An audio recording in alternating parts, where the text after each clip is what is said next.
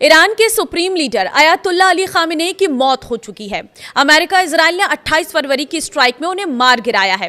Khamenei खुलकर Israel के अस्तित्व को मिटाने की बात करते थे। नेतन्याहू मानते हैं कि खामेनेई की हत्या के बाद क्षेत्र में स्थिरता आ जाएगी। आखिर क्या है अयातुल्ला अली खामेनेई की कहानी? कैसे बने ईरान के सुप्रीम लीडर और अमेरिका इजराइल उनके पीछे क्यों पड़े थे? नमस्कार, मैं हूं आपके साथ ममता तिवारी। आप देख रहे हैं न्यूज 18 का डिजिटल प्लेटफॉर्म।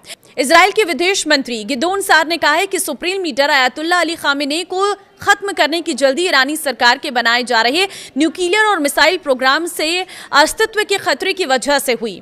गिदोन सार ने कहा है कि इस स्थिति में कुछ न करना ऑपरेशन एपिक फ्यूरी के तहत तेहरान में यूएस और इजराइल की जॉइंट एयर स्ट्राइक में अयातुल्ला खामेनेई के मारे जाने के 2 दिन बाद अधिक खतरनाक था। जब बताया गया कि ईरान के साथ बातचीत पहले से ही चल रही है, तो इजरायली नेता ने कहा है कि अमेरिका इस नतीजे पर पहुंचा है कि तेहरान समय बर्बाद कर रहा है।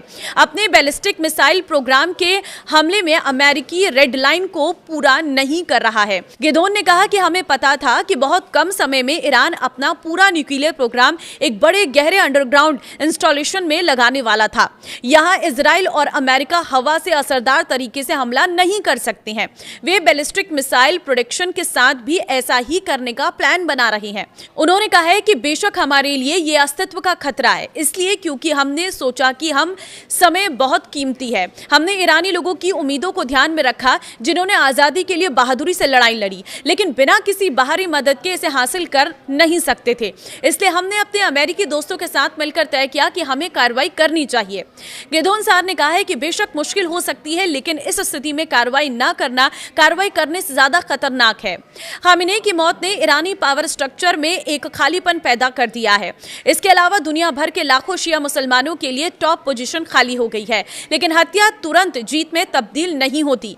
गिदोन सार ने कहा है कि सरकार के कुछ दर्जन प्रमुखों को खत्म कर दिया गया है, लेकिन वे अभी भी कंट्रोल में हैं और किसी भी पब्लिक प्रोटेस्ट को रोकने के लिए शहरों में तैनात है। उन्होंने एक संभावित सिविलियन ईरानी लीडर की पहचान के बारे में कोई पक्का वादा नहीं किया है। उन्होंने सुझाव देते हुए ईरानी लोगों को एक फेयर और फ्री इलेक्शन प्रोसेस के अंदर अपना अगला लीडर चुनना चाहिए। उनका मानना है कि जब तक मौजूदा सरकार उतनी ही पावरफुल है, तब तक ये मुमकिन नहीं है।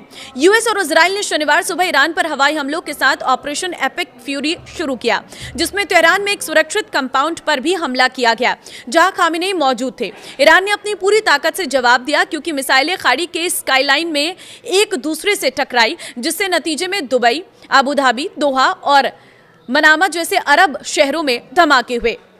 दरअसल इजराइल और ईरान की रंजिश की कई बड़ी वजहें हैं। पहली है, खामेनेई ने अमेरिका, इजराइल और पश्चिमी देशों के खिलाफ मजहबी राष्ट्रवाद को हथियार बनाया। उन्होंने इराक, सीरिया, लेबनान और यमन में मिलिटेंट नेटवर्क खड़ा किया, जिससे एक्सिस ऑफ रेसिस्टेंस कहा गया है। दूसरी चीज है, ईरान ने इजराइल के अस्तित्व को नकारा और फिलिस्तीन के मुद्दे का कट्टर समर्थन किया। ऐसे में खामेनेई ने इजराइल के खिलाफ हिजबुल्लाह, हूती और हमास जैसे मिलिटेंट नेटवर्क खड़ा कर प्रॉक्सी वॉर छेड़ी है। तीसरी चीज है, खामेनेई ने ईरान के न्यूक्लियर प्रोग्राम को सीधा किया, लेकिन खत्म नहीं किया। इसके जरिए अमेरिका, इजराइल समेत पश्चिमी देशों पर दबाव बनाए रखा। ईरानी न्यूक्लियर प्रोग्राम को इजराइल अपने लिए सबसे बड़ा खतरा मानता है। समय समय पर ईरान इजराइल के बीच शैडो वॉर यानी पीठ पीछे होने वाले मिलिट्री और साइबर अटैक जारी रहे हैं। ईरान दुनिया का सबसे शक्तिशाली शिया देश है। खामेनेई की कमान में मिडिल ईस्ट में ईरान का दबदबा बढ़ा है। ऐसे में उनकी मौत से न सिर्फ मिडिल ईस्ट का भविष्य बदल सकता है, बल्कि दुनिया पर भी इसका असर पड़ सकता है। तो फिलहाल ये रही वो वजह जिसकी वजह से खामेनेई को इस तरह से सीधे टारगेट किया गया और इजराइल ने अमेरिका के साथ मिलकर ईरान पर हमला किया है। आप क्या मानते हैं इस वजह के पीछे का कारण, और क्या ये वॉर ठीक है? क्योंकि अब ये बहुत लंबी चलनी है। मुझे कमेंट में अपनी राय जरूर दें।